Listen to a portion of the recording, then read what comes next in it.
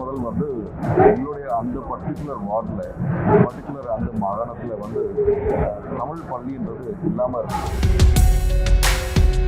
முன்னாடி ஒரு 15 ஆண்டுகளுக்கு முன்னால இருந்தது.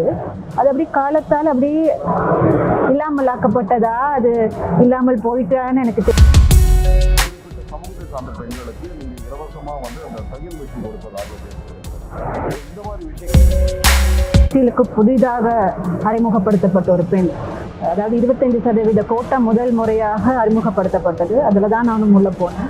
ஆரம்பத்தில் எனக்கு சொல்லுவாங்க, அப்பா தள்ளி விட்டுட்டாரா. விட எனக்கு ஆரம்பத்தில் வந்த விஷயங்கள், நீங்க சும்மா இருக்க முடியாம இதுக்கு போனீங்க, பேரு கெடுத்துக்க போறீங்க. அரசியலுக்கு வருவது என்றாலே ஒன்று எல்லோருக்கும் ஒரு இயற்கையான விஷயமாக பார்க்கப்படுகிறது. அது இலங்கை மட்டுமல்ல, இந்தியாவிற்கும் அவர் ரொம்ப சப்போர்ட் இருக்கிறதால தான் உங்களுக்கு மாமன்ற உறுப்பினர் என்ற பதவி கிடைச்சிருக்கோம். டிவி பயோடேட்டாவெல்லாம் பார்த்து எனக்கு இன்டர்வியூ வச்சு தான் கொடுத்தாங்க. உலகெங்கும் இருக்கும் மூவண்டம் சேனல் நேயர்களுக்கு வணக்கம். நம்ம எல்லாருக்கும் தெரியும், மேக்சிமம் நம்ம இந்தியா முழுக்க இருக்க முக்கியமான நபர்கள், பத்திரிகையாளர்கள் மட்டுமல்லாமல் அரசியல்வாதிகள் மட்டுமல்லாமல் முக்கிய பிரமுகர்கள் தான் நம்ம இது வரைக்கும் எடுத்திருக்கோம். முதல் முறையாக வந்து இலங்கை தமிழர் ஒருவரை வந்து காணொலி மூலமா இன்டர்வியூ எடுக்கணுன்ற முதல் ஒரு எண்ணத்தில், அது மட்டும் இல்லாமல் இவர்கள் வந்து ஒரு முக்கியமான விஷயத்துக்கு ரொம்ப பிரசித்தி பெற்றவர் இலங்கையில். அதை பற்றி விவரம் வந்து அந்த அம்மா மூலமா கேட்டுக்கணுன்றதுக்காக தான் இந்த ஒரு காணொலி. நம்ம ஸ்டுடியோவுக்கு இன்னைக்கு வருவாங்கன்னு எதிர்பார்த்தோம். But at the same time இன்னைக்கு ஒரு தமிழ் சங்க நிகழ்வு வந்து சென்னையில் நடக்கிறதுன்னு சொல்லி தகவல் வந்ததுனால அந்த ஒரு நிகழ்வுக்காக இந்த சென்னையில் இருக்க நந்தம்பாக்கம் இடத்துக்கு வந்திருக்கோம். இந்த ஒரு உலக தமிழ் சங்க மாநாட்டுக்கு செல்வி காயத்ரி அவர்கள் வந்து வந்திருக்காங்க. ஸோ அவங்கக்கிட்ட தான் இந்த ஒரு இன்டர்வியூ. அவங்க வேறு யாரும் இல்லை, இலங்கையோட முன்னாள் மாமன்ற உறுப்பினர். மேடம் வணக்கம். ரொம்ப நல்லா இருக்கேன்.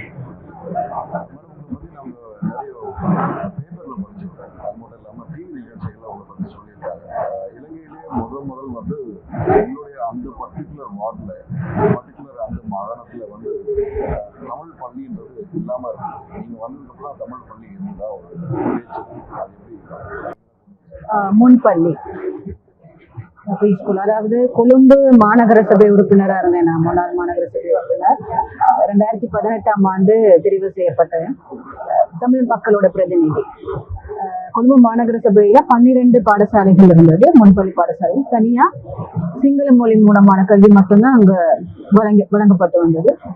நான் போய் அது ஒரு பிரேரணையா போட்டு சபையில அது கோரிக்கை எடுத்து எங்களுடைய மேயர் அவர்கள் ரோசி சேனநாயக் அவர்களும் எனக்கு ரொம்ப சப்போர்ட்டா இருந்தாங்க.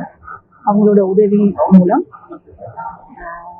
2023ஆம் ஆண்டு என்னுடைய வட்டாரமான லுணுபோக்குனர், தமிழ்ல உப்புக்குளம்னு சொல்லுவாங்க, லுணுபோக்குனா ஆங்கிலத்துல தமிழ்ல உப்புக்குளம், கொழும்பு வடக்கு தொகுதி, என்னுடைய வட்டாரத்துல அதை நான் ஆரம்பிச்சு வச்சேன். இப்போ வறிய குடும்பத்தை சேர்ந்த ஒரு 20 தமிழ் மாணவர்கள் இலவசமாக அந்த கல்வியை பெற்றுக் கொண்டிருக்கிறார்கள். முன்னாடி ஃபுல்லா எல்லாமே சிங்கள பள்ளிக்கூடம் தான் இருந்தது. அதாவது குறிப்பிட்ட ஆண்டுகளுக்கு முன்னாடி ஒரு 15 ஆண்டுகளுக்கு முன்னால இருந்தது.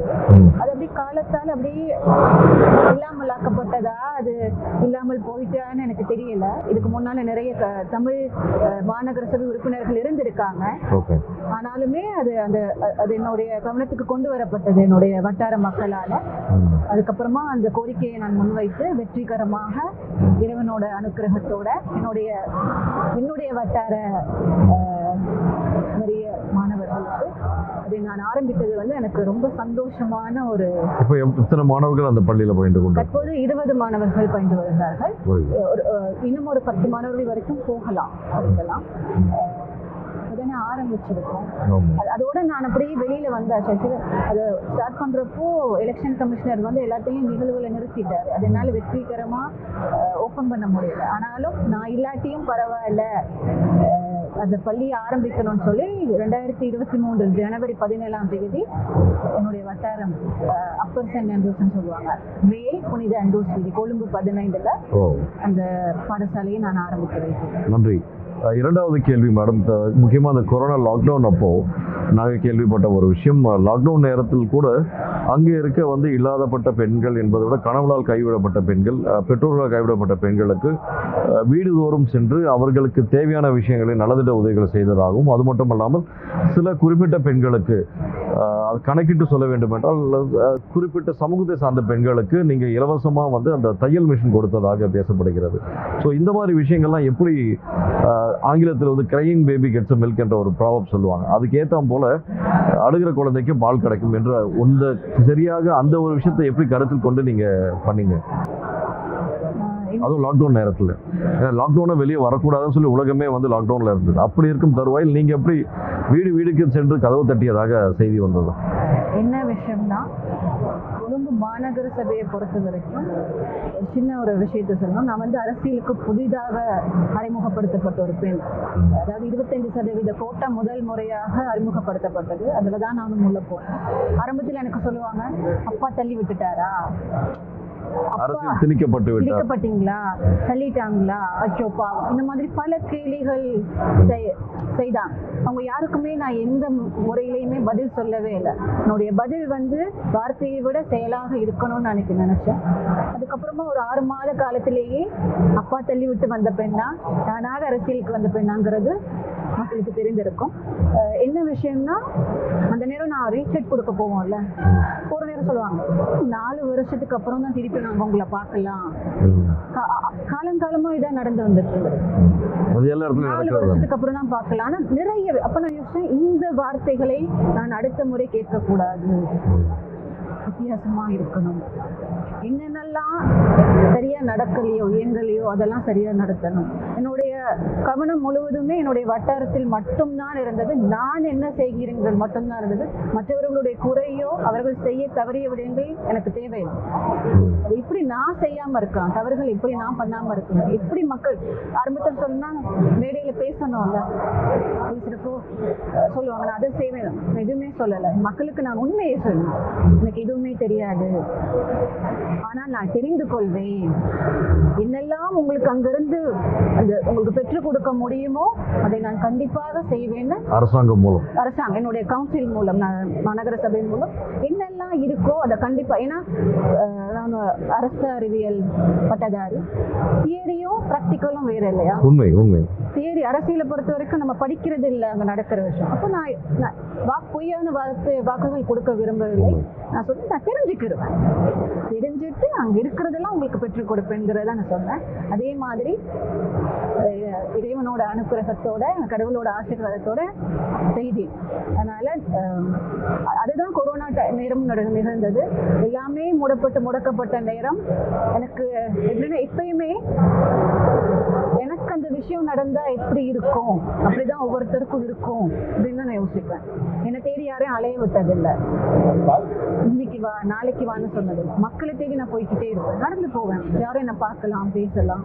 முடிந்தவரை என்னால் முடிந்தவரை நகரசபை மூலமாக, மாநகர சபை மூலமாக செய்யக்கூடிய விடயங்களை நான் செய்து கொடுப்பேன். தனிப்பட்ட முறையில் கேட்டால் என்னால் செய்ய முடியாது. அதுக்கு நான் புலையான வழியில் சம்பாதிக்க வேண்டி வருகிறதுனால முகத்துக்கே நான் சொல்லுவேன்மா, இவ்வளவுதான் என்னால முடியும்.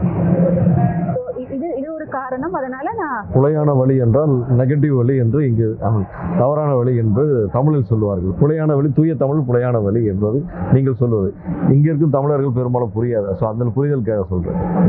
அதுக்கப்புறம் என்னன்னா, கொரோனா நேரம் என்னுடைய தந்தையுடைய நண்பர்கள் மூலமாக தனிப்பட்ட முறையில் பொருட்களை வாங்கி, அரிசி பொருட்களாக நானே எங்களுடைய அந்த என்ன சொல்றது வியாபார இதெல்லாம் இருக்குல்ல, இதெல்லாம் எனக்கு பழக்கமான ஒரு விஷயம் கற்றுக்கொண்டேன். எடுத்துட்டு போய் வாகனமும் இருக்காது, கார் எடுத்துட்டு போய் கொஞ்சம் கொஞ்சமா அதை கொண்டு வந்து வீட்டுல வச்சு பக் பண்ணி, அது வீடு வீடா லிஸ்ட் எடுத்து, ஒரு வீடு கூட விடக்கூடாதுங்கிற, ஒருத்தருக்கு கூட எதுவுமே மிஸ் ஆகக்கூடாது. நான் இப்போ வரைக்கும் ரொம்ப பெருமையா சொல்லுவேன், என்கிட்ட யாரும் எனக்கு கிடைக்கல நான் இல்லை, நான் லிஸ்ட் வச்சிருக்கேன், இந்த வீட்டு இந்த அட்ரஸ்ல இத்தனை குடும்பம் இருக்கு, அது எல்லாமே பார்த்து மக்களுக்கு நான் பண்ணுவேன். அதுக்கப்புறம் கொழும்பு மாநகர சபையாலையும் இந்த உலர்வு பொருட்களை கொடுத்தாங்க. அதையும் எப்படின்னா, என்னுடைய இந்திய மக்கள் பசி எனக்கு மாதிரி தான் அவங்களுக்கு இருக்கும், கஷ்டம் எனக்கு மாதிரி தான் அவங்களுக்கு இருக்குங்கிறனால தான் என்னவோ என்னால் வீட்டில் இருக்கவே முடியலை. முடிஞ்ச வரைக்கும் போய் செஞ்சேன். அது மக்களுடைய மனதில் ஆழமாக பதிஞ்சிருக்கு. நிறைய பேர் இப்போ வரைக்குமே சொல்லுவாங்கம்மா நீங்கள் எனக்கு இது எப்படி சொல்றது, என்ன பொறுத்தவரைக்கும் ஒரு வெளியே ஒரு ஆளா, ஒரு அரசியல்வாதியா இருக்கிற விட அந்த குடும்பத்துல ஒரு ஆளா இருக்கணும். இருந்தேன், வாய்ப்பு இருந்தால் மீண்டும் இருப்பேன். கண்டிப்பாக நீங்கள் அடுத்த கட்ட நகர்வாக இப்போது மாமன்ற உறுப்பினராக இருந்து கொண்டு அடுத்து ஒரு நகர்வுக்கு முயற்சி செய்வதாக தகவல்கள் வந்திருக்கிறது. ஸோ அந்த தகவல்கள் ஊர்ஜினப்படுத்தும் வகையில் கண்டிப்பாக தங்களுக்கு ஒரு மிகப்பெரிய வெற்றி அடைய இறைவனை வேண்டிக் கொள்கிறோம். இது மட்டும் இல்லாமல் தாங்கள் படித்தது இது அரசியல் ரீதியான படிப்போ? ஆமா, கொழும்பு பல்கலைக்கழகத்துல கலைப்பீடம் அரசு அறிவியல் பட்டத. படிப்புக்கும் இந்த மாமன்ற உறுப்பினருக்கும் எத்தனை வருடம் இடைவெளி இருந்திருக்கும்? உண்மையாவே சொல்லணும், நான் உங்களுக்கு ஆரம்பத்திலே சொன்னேன், இலங்கையை பொறுத்தவரையிலும் சரி, தமிழ் கலாச்சாரம் என்பது அரசியலில் ஒரு ஒரு மிக பிழையான ஒரு விடயம். தமிழ் பெண்கள், பொதுவாக பெண்கள் அரசியலுக்கு போவது என்பது இயலாது என்பதை விட ஒரு தவறான விடயம். எதிர்ப்புகள் ஜாஸ்தி. எதிர்ப்புகளை விட எனக்கு ஆரம்பத்துல வந்த விஷயங்கள், நீங்க சும்மா இருக்க முடியாம இதுக்கு போனீங்க, பேரு கெடுத்துக்க போறீங்க, கேரக்டர் தானே. இலங்கை மட்டுமல்ல, உலகம் முழுக்கும் முக்கியமாக இந்தியாவிலும் சரி, பெண்கள் அரசியலுக்கு வருவது என்றாலே ஒன்று எல்லோருக்கும் ஒரு கேளிக்கையான விஷயமாக பார்க்கப்படுகிறது. அது இலங்கை மட்டுமல்ல, இந்தியாவிற்கும் பொருந்தும். ஆனால் உங்களுக்கு அது ஜாஸ்தியாக இருந்தது என்பது புலப்படுகிறது. அதாவது ஆரம்பத்துல நிறைய பேர் சொன்னாங்க, இதுக்கு நீங்க சும்மா, என்னோட இயல்புக்கும் அரசியலுக்கும் ரொம்ப தூரம். அதாவது நிறைய பேர் எனக்கு அட்வைஸ் பண்ணது, உங்களுக்கு இது சரி வராதம்மா, நீங்க வேற ஏதாவது ஒரு வேலையை பார்த்துட்டு போங்கிறது. சரியானவர்கள் இருக்கணும், சரியானவர்கள் விலகி போற நேரம் தான் அங்க தவறான விஷயங்கள், தவறானவர்கள் உள்ள வர்றாங்க. கண்டிப்பாக. இப்ப நான் யோசிச்சேன், நான் விலகி போகணும், நான் தான் இங்க இருக்கணும். நான் முதல்ல சொன்னேன் உங்களுக்கு, கொழும்பு மாநகர சபையில 47 வட்டாரங்கள் இருக்கு. 47 வட்டாரத்துல என்னால அடுத்த 46 வட்டாரத்துல என்ன நடக்குதுன்னு எனக்கு தெரியாது. எனக்கு தேவை என்னுடைய ஒரு வட்டாரத்தில் என்ன நடக்குது, என்னுடைய குழந்தைகளுக்கு சரியாக எனக்கு கொடுக்கப்பட்ட 500 அபியாச கொப்பிகள் சரியா போய் கிடைக்குதா, எனக்கு கொடுத்த அந்த ஆரம்பத்தில் 20 மெஷின் கொடுத்தாங்க, அப்புறம் 30 கொடுத்தாங்க, அதெல்லாம் சரியா போய் கிடைக்குதா, மெஷின் கூட ஒரு நாள் என் பின்னாடி வந்தாங்க, எனக்கு சப்போர்ட் பண்ணாங்க. என்னுடைய கட்சிங்கிற இதெல்லாம் கொடுத்ததே இல்லை. கட்சி பார்க்க மாட்டேன், இனம் மதம் பார்க்க மாட்டேன். அங்க இருக்கு முஸ்லீம்களுக்கும் கொடுத்திருக்கிறேன், சிங்கள மக்களுக்கும் கொடுத்திருக்கேன், லிஸ்ட் இருக்கு நான் யார்கிட்ட கொடுத்தேன் என்ன ஏதாவது. ஏன்னா அது ஒரு தரவு வந்து ரொம்ப முக்கியம். நான் வந்து பயம் இல்லாம எங்கேயுமே தைரியமா பேசலாம், தலை நிமிர்ந்து நடக்கலாம். அந்த நேர்மையும் தர்மமும், தர்மம் தலை காக்கும் இல்லையா, அது வந்து என்னை எப்போதுமே காக்கும்னு நான் ரொம்ப ஆழமா நம்புறேன்னா, வினை விதைத்தால் வினை அறுவடை பண்ணியே ஆகணும். நான் விதைக்கிறதெல்லாம் நான் அறுவடை பண்ணணும். அதனால நான் அதில் ரொம்ப கவனமா இருக்கிறேன். எனக்கு என்னன்னா, நான் கொடுக்குற ஒவ்வொரு மெஷினும் கூட தேடி தேடி வீடு வீடா போய் கணவரால் கைவிடப்பட்ட பெண்கள், கணவனை இழந்த விதவைகள், தந்தை இல்லாத இளம் பெண்கள் தையல் கத்து இருக்காங்களான்னு பார்த்துட்டு கொடுத்துருக்கேன். நிறைய எதிர்மறையான விமர்சனங்களை கூட நான் கண்டிப்பாக நேர்மையாக இருந்தாலும் வரதான் செய்யும். அதை பத்தி நான், அது எனக்கு கடவுளோட அனுக்கிரகம். தந்தை தாய் எனக்கு ரொம்ப சப்போர்ட்டா இருக்காங்க. என்னுடைய அப்பா சொல்லுவார், ரொம்ப சப்போர்ட்டா இருக்காங்க. நான் 12 மணிக்கு கூட ரோட் காப்பீட் பண்ண வெளியில போவேன். ஒருவேளை அவர் ரொம்ப சப்போர்ட்டா இருக்கிறதால தான் உங்களுக்கு அந்த மாமன்ற உறுப்பினர் பதவி ஈஸியா கிடைச்சிச்சோ இருக்கும். ஏன்னா தெரியாத ஒரு ஆள், அரசியலை பொறுத்த வரைக்கும் சொல்றேன், ஒரு திடீர்னு ஒருத்தர் வந்து போய் வாய்ப்பு கேட்கிறப்போ சீட் கிடைக்கிறது ரொம்ப கஷ்டம். கண்டிப்பாக. ஆனா என்னுடைய தந்தை ஐக்கிய தேசிய கட்சியில பல வருட காலமாக இருந்ததனால், அடுத்தது பெண்களுக்கு நான் சொன்ன 25% வாய்ப்பு, கோட்டா வாய்ப்பு கிடைத்தது மூலம் நான் முயற்சி செய்தேன். என்னுடைய சிவி பயோடேட்டாவெல்லாம் பார்த்து எனக்கு இன்டர்வியூ வச்சுதான் கொடுத்தான். அந்த இன்டர்வியூல கூட என்னுடைய ஒழுங்கமைப்பாளர்கிட்ட கேட்டார், திருமணமாகல, தமிழ், உங்க கலாச்சாரத்துல கல்யாணம் பண்ணா உடனே உங்க ஹஸ்பண்ட் வந்து வேணான்னு சொல்லிடுவாங்கல்ல, எப்படி அவங்க மைண்ட்ல இருக்குன்னு பாருங்க. அதாவது தமிழ் பெண்கள்னா திருமணமான வீட்டோட இருக்கணும், வெளியில வர தேவையில்ல. அப்படிலாம் இல்லைங்களே. அவங்க அப்படி சொன்னாங்க என்கிட்ட. Okay, நான் okay. சிரிச்சுட்டு சொன்னேன், நீங்க அதை பத்தி கவலைப்பட வேண்டாம். நான் அரசியல் அடுத்த கடமையை முடிப்பேன். என்ன கஷ்டம் தான் 5 வருஷமா 4 வருஷமா வாக்கு கொடுத்து நான் வந்தேன்னா என்ன கஷ்டம்னாலும் நான் முடிப்பேன். அப்படியே ஒருவேளை எனக்கு திருமணமாகி கணவர் வேணாம் அப்படின்னு சொன்னா அந்த கணவரை விட்டுட்டு அடுத்த காரியத்தை முடிப்பேன்னு மாட்டாங்க. இது வந்து நான் மனதால தான் சொன்னேன். எத்தனை தடைகள் வந்தாலும் அடுத்த காரியத்தை முடிக்கணுங்கிறது. அடுத்த வாய்ப்பு கிடைத்தால் கண்டிப்பாக இலங்கை என்ற உணர்வு, இலங்கையர் என்ற உணர்வுடன், அதாவது நமக்கு தமிழா சிங்களமா பிரித்து ஆள்வது தவறு. உண்மை. அரசியல்ல எல்லாமே பிரித்து அப்ப நான் போய் தமிழ் மக்களுக்காக குரல் கொடுக்கறேன்னா அங்க அவங்களுக்கு இல்லாம இருந்தனாலதான் நான் கேட்டேன். தமிழ் மொழி மூலமான முன்பள்ளி 12 இருக்கிற நேரம் ஏன் இல்லைன்னு தான் கேட்டேனே தவிர எனக்கு இது கூட நான் கேட்கல. இல்லாதனால இதையும் கொடுக்கலாமேன்னு தான் கேட்டேன். Very good. அதை இல்லாம பண்ணிட்டு இதை கூட நான் கேட்கல. உண்மை. இதுவும் இருக்கட்டுமே, எல்லாரும் வாழ்வோமே. இலங்கை முழுவதும் தமிழ் வழி கல்விகள் இருக்கு. பாடசாலைகள் இருக்கு. நான் குறிப்பிடுறது வந்து முன்பள்ளி பாடசாலை. அப்புறம் ஆசிரியர் இல்லை, நாங்க தமிழ் ஆசிரியர்கள் உள்வாங்குவோம்னு சொன்னேன். நிறைய கற்கை நெறிகள் இருக்கு. அதாவது தையல் படிக்கலாம், பேக்கரி கோர்ஸ் படிக்கலாம், எல்லாமே சிங்கள மொழி மூலம் தான் இருந்தது. அப்போ அது வந்து மொழி வந்து ரொம்ப முக்கியம். தெரியலன்னா இப்ப நீங்க யோசிச்சு பாருங்க, டிரெக்டா ஒருத்தவங்க தமிழ் பேசணும் நமக்கு தெளிவா 100% புரியும். இல்லைன்னா நான் ஒவ்வொரு முறையும் கேட்கணும் அவங்க என்ன சொல்றாங்க, அவங்க என்ன பாதிதான் அந்த ஸ்டூடெண்ட்க்கு புரியும். இதுல அவங்களுக்கு புரிய வைத்து நிறைய பிரச்சனைகள். அவங்க வந்து வசதி இல்லை இல்லையா, சிங்கள மொழி மூலமான கல்வியை ப்ரீ ஸ்கூல்ல கொடுக்க, அப்பா அம்மாவுக்கு சிங்களம் தெரியாது பிள்ளைக்கு சொல்லி கொடுக்க. அதுக்கப்புறம் ஸ்கூல் கிடைக்கிது கிரேட் 1ல தமிழ் மொழி மூலம் அந்த பிள்ளை கொண்டு போய் தமிழ் மொழி மூலமான ஸ்கூல்ல சேர்த்துறாங்க பள்ளியில. எவ்வளவு குழப்பம் இருக்குன்னு பாருங்க. டைவர்ஷன்ஸ் நிறைய, கன்ஃபியூஷன்ஸ் நிறைய. என்ன பொறுத்த வரைக்கும் நம்ம இலங்கையர்களை உணர்வோட என்ன விட்டீங்கன்னு வச்சுக்கோங்களேன், யாழ்ப்பாணமா இல்லாட்டி கோலா, நான் எல்லா மக்களுக்கும் ஒரே மாதிரி வேலை செய்வேன். ஏன்னா என்னோட நோக்கம் வேலை செய்யணுங்கிறது. அது இந்த இடமா எனக்கு கொழும்பு தான் வேணும் இல்லை, இங்க விட்டாலும் இலங்கை முழுவதும் இல்லை, நாட்டில் எங்க விட்டாலும் நான் வேலை செய்வேன். தூய தமிழ் பெண் என்பது ஒரு போராடும் குணம் என்பதை தங்கள் பேச்சு மூலம் பார்க்க முடியுது.